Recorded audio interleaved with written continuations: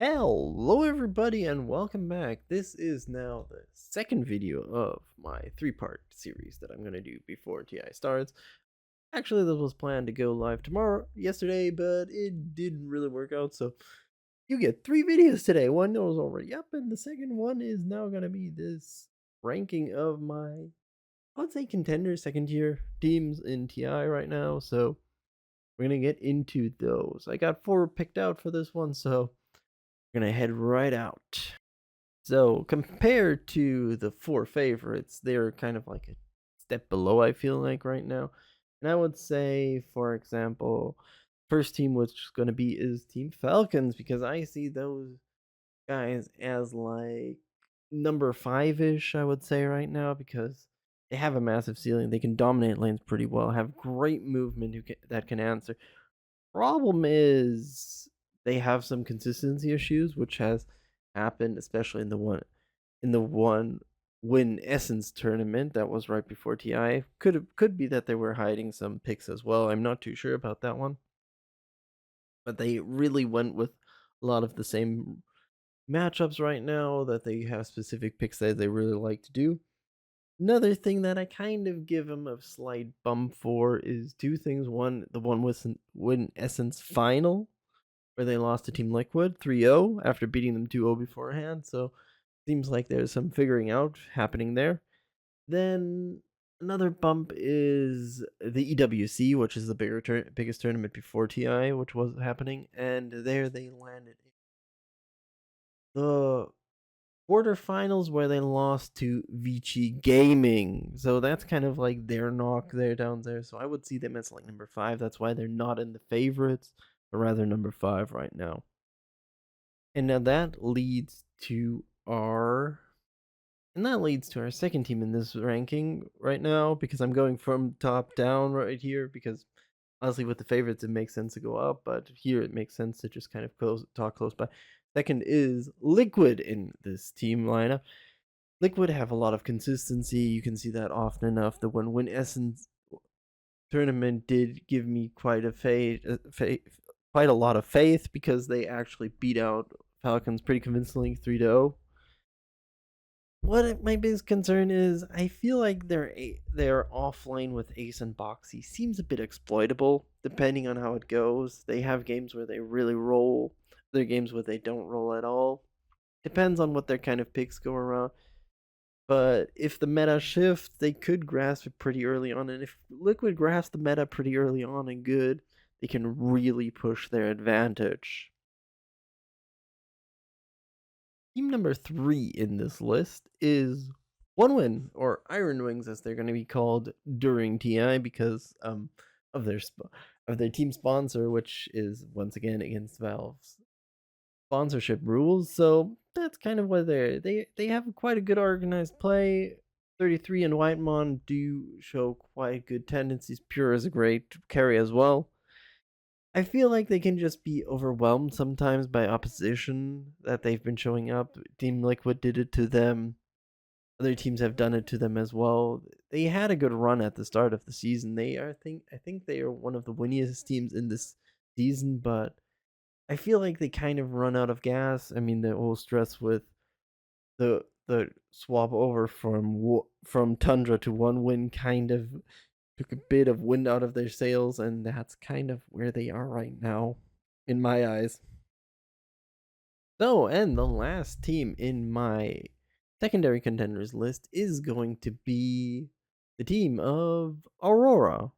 They're right now, if I remember correctly, ranked 6th on the Team Liquid ranking squad, the Liquidpedia's ranking squad, so it makes a lot of sense to give them a lot of leeway there. However, I would say at the same time, they had a good run up till now, but where they did have a lot of second place finishes.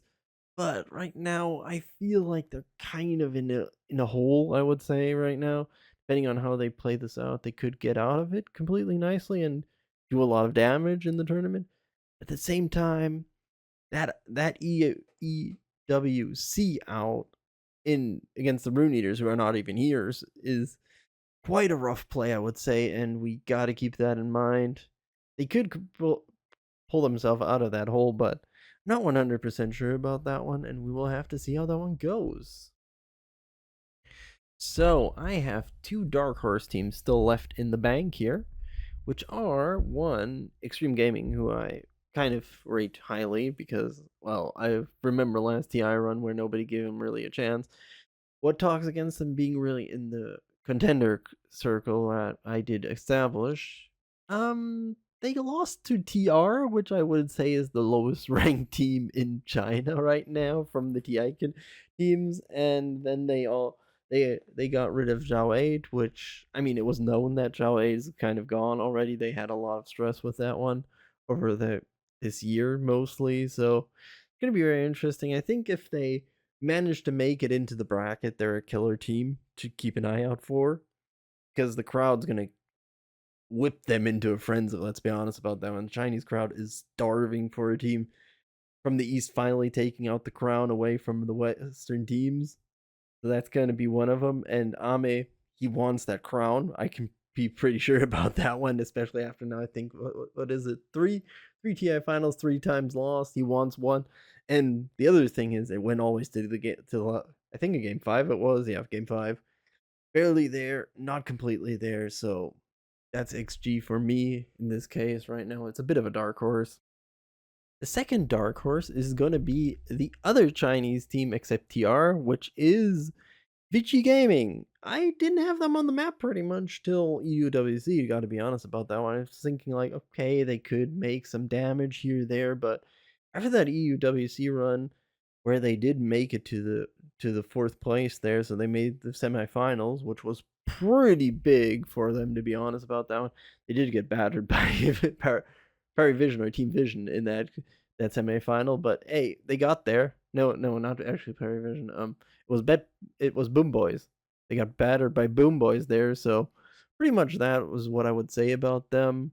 Right now, they do have a bit of a strong suit, but at the other side, I saw them in the one win Essence tournament.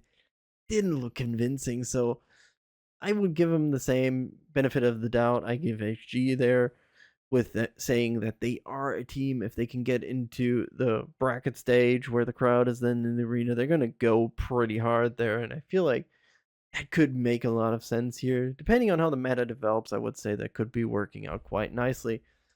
I do have two more teams I want to mention, but I will move over to them now.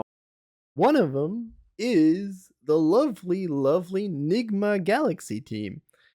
Well, I know the Nigma fans will be saying, "Why aren't you mentioning us? Why aren't you mentioning us?" Yeah, that's kind of like I do think they could do something, but I would say their floor is a bit too low for my taste. I would say for me right now, they're kind of like a 2-3, 2-4 team, kind of around that.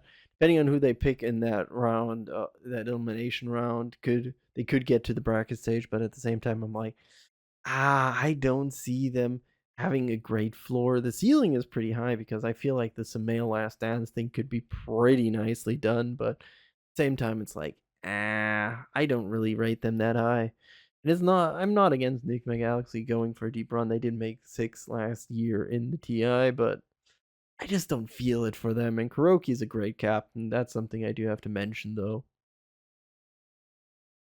So, and the last team I'm going to mention for this one is LGD, the South American squad, funnily enough, which is very weird to say about LGD, but it is the South American squad. So, they were kind of for me in like this 2-3, 2-4 range the whole time, but it could get very interesting with them. We'll see in the first day of the tournament immediately what it's going to be about them because they did have to swap out their mid laner about 4 days before the tournament because Tai Long got some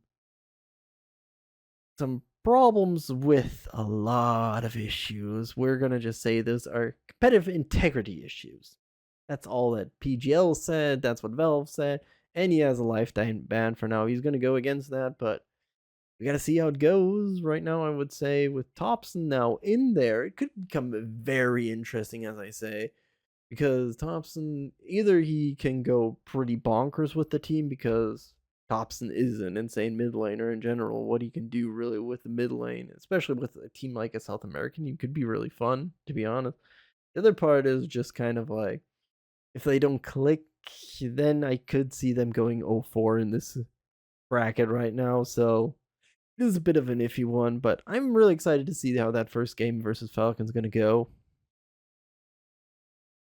And with that, I'm going to stop talking about my favorites, contenders, and all of that. We're heading into the start in about a few hours, so that's going to be it for this video. We're going to see in a bit after this, we're going to see another video pop up where I talk about my predictions for the group stage, and I'll see you guys there. So thank you so much for watching. Like and subscribe if you want to, and hope to see you in the next one. Bye bye.